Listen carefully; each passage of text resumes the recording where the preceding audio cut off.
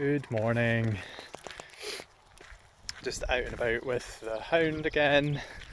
Got something to chat to you about this morning, but before I get on to the main event, as you will, just wanted to mention something. So you may have noticed that I'm doing a bit more video content on top of the written content.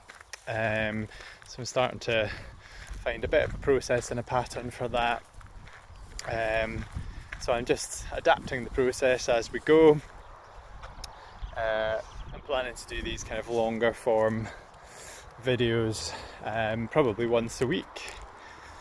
It will be a bit longer. It will be this kind of format where I'm likely to be out and about, and the rest of the video, so I'm doing a short, maximum 1 minute video to complement whatever I've written about through the week. So that will obviously be much shorter, much more to the point. That will be not me out and about, essentially. So I had quite mixed feedback to this kind of thing. So I had predictably, people are all very different and they want different things, but all feedback is very valuable, so it's much appreciated. So some of the feedback about this type of video was that it's not intentional enough, because I'm out doing something else at the time. The wind, so there's a bit of a breeze, so you may be picking that up on the audio, means that the audio is not great, and that perhaps it takes away from the message slightly. So that feedback's very gratefully received. But I've also had feedback from the other direction to say that people have quite liked the outdoor element of it, and it's then triggered them to go out and get some fresh air outside and think about what I've actually said. So I'm going to continue doing both, essentially. So whatever's your bag, go with it, is what I say. So on to the meat of the meal, and again, I'm always inspired by what's been happening through the week, things that I've been reading, people that I've been meeting and coaching. And I want to talk about habit making and habit breaking. So if you haven't read much about this before, I would definitely advise looking into the work of James Clear. James Clear has written a lot about habits and has the very, very well-known book Atomic Habits, which is very readable and very applicable to most scenarios, essentially. And I read that a while back. I'm also subscribed to James Clear's newsletter as well, which is very good, and he talks a lot about this kind of stuff. So I had a coaching session with someone earlier on in the week, and the topic was basically about a bad habit that someone had that they wanted to reduce / eliminate. It wasn't 100% clear exactly what they wanted to do in terms of their intention. They kind of talked about both, so that was one of the things we explored. But it was the focus for the session was I'd like to figure out how I can drink less alcohol in the evening time. So we spent our session going into that, and what we kind of discussed towards the end in terms of strategies was, really there's two elements to this. One is the habit that we've identified, so the quote-unquote bad habit that we've identified that we want to address, and there's also then the root cause for why we're doing it in the first place. So the intention really of having sort of 2 or 3 alcoholic drinks in that kind of window, the post-work danger window as it was referred to, between 5 and 7 at night. The reason why he had started doing it was because he was very stressed, felt very uptight and stressed from work, and so felt like he needed these couple of drinks to unwind. And that actually, that had been going on for quite some time now, a couple of years now. So actually, he wasn't even convinced that it was serving that purpose anymore, and that he was just doing it out of habit more than anything else. So, we explored that in a lot of detail, and it did just make me think about, the kind of principles of making and breaking bad habits, because what you've got to remember is that it's the same principles, but just in reverse, depending on the way you look at it. So we discussed a few things that could be tried, the standard kind of stuff that you hear people talking about. Put some barriers in the way, make it harder, for something you want to stop. So whether it be more calorie dense foods, or whether it be alcohol, you want to drink less alcohol or even stop drinking alcohol at all. So you've got to put some barriers in the way. So not having it in the house, so not having the alcohol, not having the calorie dense foods in the house is a good starting point. Not putting yourself or avoiding situations as far as possible where you'll be tempted or exposed to these kind of things is a good move as well. Obviously, with these days, if you live in a big city, you can just get Deliveroo, someone to cycle something over to you. But there is some effort involved in that.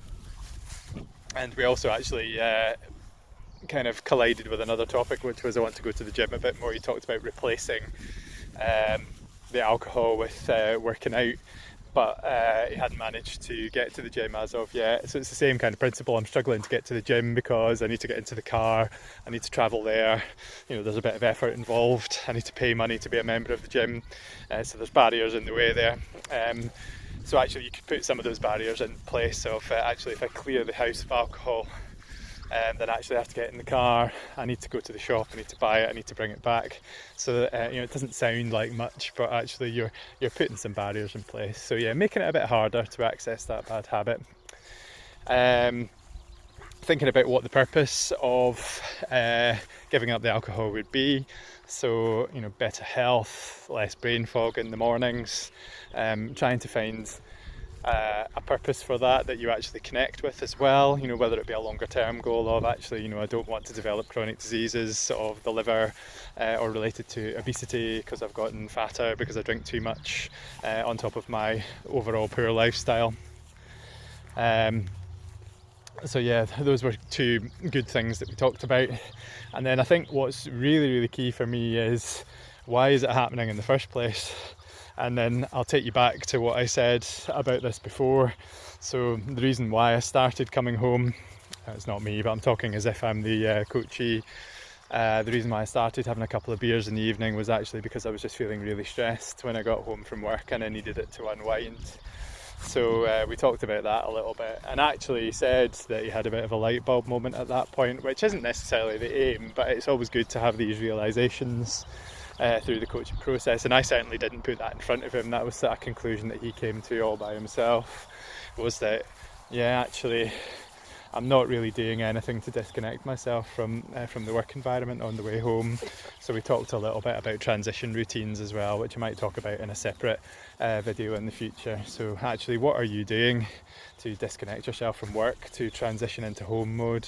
So actually we think that part of the problem is that we're going straight from work into home, and it's taking those beers almost to transition out of work mode. So we talked about different ways that he might be able to, strategies that might work for him to be able to make that transition, so that actually when he's arriving home, he's already pretty much in home mode and out of work mode, and that might reduce the need in the first place to have the beers in the first place. But you'll still have to address the habit, because now he's been doing it for 2 years, so he's built that kind of automatic reflex of, I get home and have a couple of beers. So there was a fair bit to work with. It was quite interesting, but it's a little bit like, in medical terms, it's a little bit like someone's in pain, we just treat the pain, we don't treat the underlying problem. So it is possible sometimes just to paper over the cracks by being really superficial about it and just saying, well, what to do is, instead of going straight home, go to the gym instead. So just replace that activity with another activity, and that's fine, and that might work for a little while, but it's quite a superficial way of approaching it. So you need to be looking at other ways of sort of multimodal, multifactorial way of approaching it, and it's likely to be more effective that way.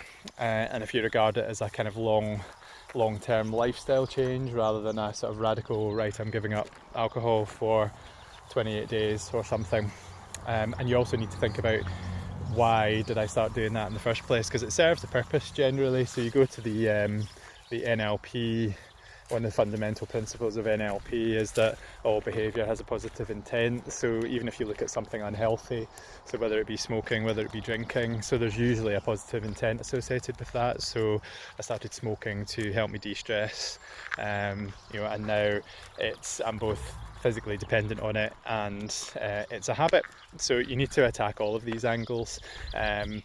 And actually that's going to be far more effective. So I'm going to try and introduce transition routines into my work. My work was kind of what he said already. I'm going to try and transition into work. So I'm going to do activities that get me into work mode. I get to work and I'm more productive, and then at the end of the day I just look to get wrapped up and I do something that disconnects me from work, and that will hopefully just remove that impetus to employ the coping mechanisms essentially. So I'll probably maybe talk a bit about daily routines more in the future, because that's something I use quite a lot in my own day-to-day stuff. So that's all about habit building, habit breaking. I hopefully you enjoyed that. Please comment, like, subscribe to the channel if you don't already.